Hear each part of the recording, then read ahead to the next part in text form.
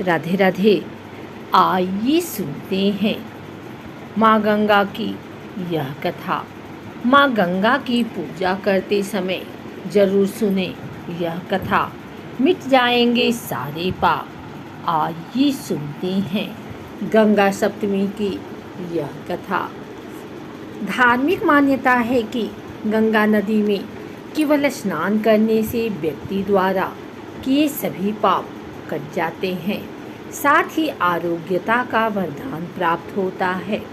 अतः साधक न केवल गंगा सप्तमी पर बल्कि सामान्य दिनों में भी गंगा स्नान करते हैं।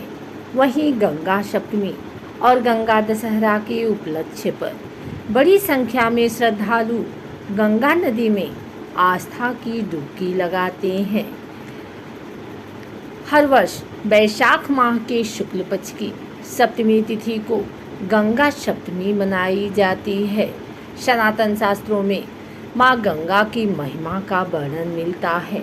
धार्मिक मान्यता है कि गंगा नदी में केवल स्नान करने से व्यक्ति द्वारा किए सभी पाप कट जाते हैं, साथ ही आरोग्यता का वरदान प्राप्त होता है।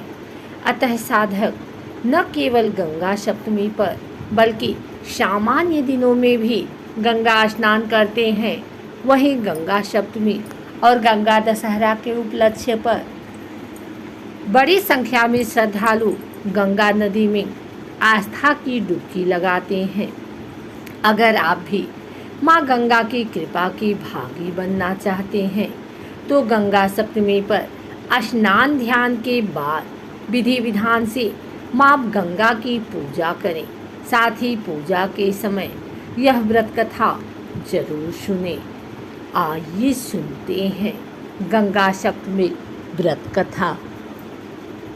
सनातन शास्त्रों में माँ गंगा की उत्पत्ति का वर्णन है। त्रेता युग में इक्ष्वाकु वंश के राजा सगर अयोध्या में राज करते थे। उन्होंने अपने राज्य का व्यापक विस्तार किया। हालांकि उनके मन में सम्राट बनने की गहन इच्छा थी।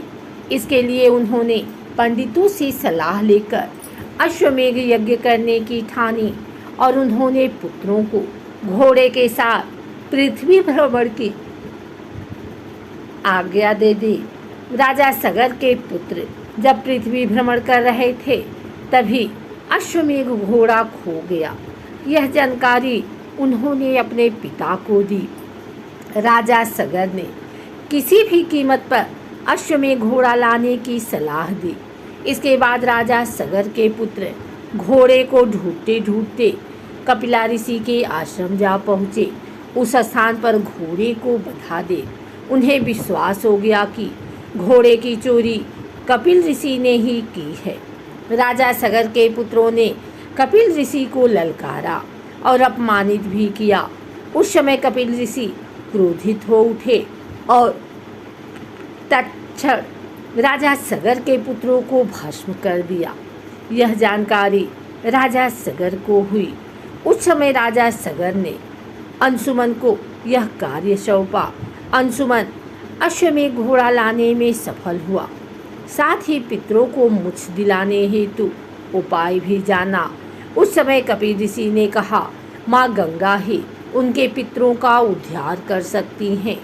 हालांकि राजा सगर ने अपने पुत्रों को मुझ दिलाने के बजाय अश्वमेध यज्ञ किया।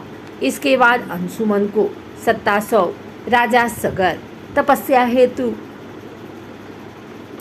वन में चले गए। कालांतर में अंशुमन समेत उनके पूर्वजों ने पितरों को उद्धार दिलाने हेतु माँ गंगा की कठोर तपस्या की।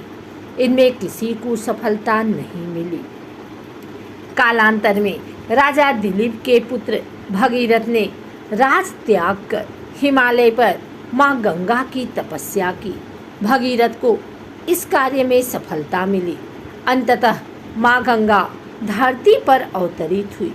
हालांकि माँ गंगा के वेग को रोकने हेतु भगवान शिव ने अपनी जटाओं में उन्हें समेट लिया। तब भगीरथ ने दोबारा माँ गंगा की तपस्या की। उस समय माँ गंगा ने भगवान शिव की तपस्या करने की सलाह दी। भगवान शिव को प्रसन्न करने के बाद भगीरथ को पितरों को मोक्ष दिलाने में सफलता मिली। इसी समय गंगा के वेग से जन्हू मुनि की यज्ञशाला बह गई। जब जन्हू मुनि ने गंगा नदी अपने में समाहित कर लिया, इस समय भी भगीरथ को जन्हू मुनि की तपस्या करनी पड़ी। तब वैशाख माह के शुक्ल पक्ष के सप्तमी तिथि को जन्हू मुनि ने अपने कानों से गंगा को बाहर निकाला। भगीरथ ने रसातल में जाकर अपने पितरों को उद्धार किया। जब गंगा नदी में राजा सगर के पुत्रों की अस्थि मिली तो उन्हें मोक्ष प्राप्ति हुई। एक और कथा के अनुसार एक बार ब्रह्मा जी ध्यान में लीन थे कि तभी भगवान विष्णु उनके लोक में पहुँचे। तब भगवान विष्णु को देख ब्रह्मा जी ने अपना कमंडल उठाया और कमंडल में रखे साधारण जल से भगवान विष्णु के चरण धोए। इसके बाद ब्रह्मा जी ने भगवान विष्णु के चरणों से स्पर्श हुए उस जल को वापस से कमंडल में भर लिया। उस जल में इतना तेज था कि उसमें से एक देवी उत्पन्न हुई। उन देवी का नाम ब्रह्मा जी ने गंगा रखा। उन देवी के जन्म से एक ऊर्जा पैदा हुई। उस ऊर्जा के प्रभाव से ब्रह्मलोक समेत सभी लोकों में मौजूद नकारात्मक शक्तियाँ नष्ट होने लगी। तब भगवान विष्णु ने उन देवी की आराधना कर उन्हें सृष्टि में माँ के रूप में पूजे जाने का वरदान दिया। तभी इस दिन को गंगा सप्तमी के रूप में मनाया जाने लगा। इसके अलावा एक कथा यह भी मिलती है कि इसी दिन माँ गंगा को भगवान शिव की जटाओं में स्थान मिला था। जब माँ गंगा को अपने तीव्र वेग का अहंकार हो गया था, तब भगवान शिव ने उन्हें अपनी जटाओं में जकड़कर उनका यह अहंकार नष्ट किया था। अगर आपको हमारी वीडियो अच्छी लगी हो तो इसे लाइक करें, कमेंट करें, शेयर करें। हमारे चैनल को सब्सक्राइब करके बेल नोटिफिकेशन ऑल पर सेट कर लें ताकि आगे आने वाली वीडियो सबसे पहले आप तक पहुंच सके। धन्यवाद।